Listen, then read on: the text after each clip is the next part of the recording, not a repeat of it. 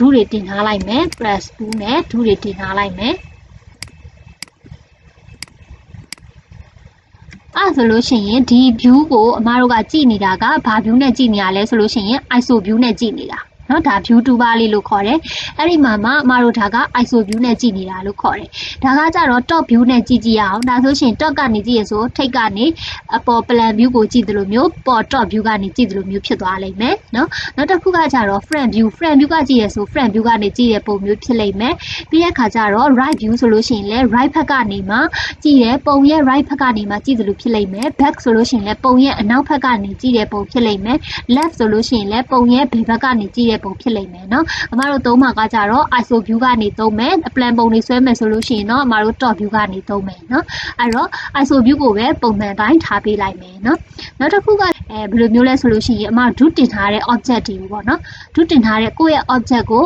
X-ray ဖောက်ကြည့်နေတာမျိုး X-ray ဖောက်ကြည့်ခြင်းတယ်ဆိုလို့ရှိရင်အမတို့ X-ray ကိုတစ်ချက်နှိပ်လိုက်မယ် left click နဲ့တစ်ချက်နှိပ်လိုက်မယ်ဒါဆိုလို့ရှိရင်ဒါက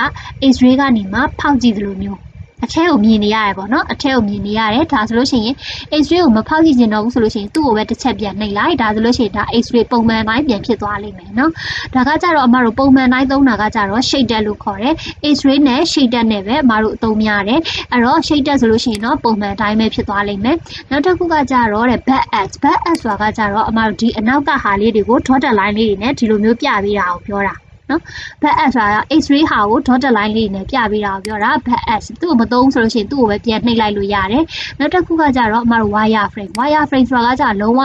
wire frame plain မရှိတော့တဲ့ပုံစံမျိုး wire frame ပုံစံမျိုးဖြစ်လိမ့်မယ်သူ့ကိုပဲပြန်နှိပ်လို့ရတယ်နောက်တစ်ခုက hidden line ဆိုတာကကြတော့အမတို့ wire frame ကိုမှနောက်ကရှိတဲ့ line တွေကိုဖျောက်ပေးထားတာ hidden line တွေကိုဖျောက်ပေးထားတာမျိုးကို hidden line လို့ခေါ်တယ်အဲ့တော့အမတို့က shaded သူတို့နှစ်ခုကကြတော့အမတို့ shaded ကိုပြန်နှိပ်ပေးလိုက်မယ်နော်အဲ့တော့ဒါဆိုလို့ရှိရင်အမတို့ shaded ကိုပြန်နှိပ်လိုက်တယ်ဒါကကြတော့နောက်တစ်ခုက shaded with texture ကအမတို့ texture တွေကတ်ထားတော့မှပေါ်လိမ့်မယ်เนาะနောက်တစ်ခုကကြတော့ဒီဟာ monochrome ဆိုတာကကြတော့ front and back color ဒါတွေကလေ color တွေထည့်ထားမှသိတာလိမ့်မယ်เนาะ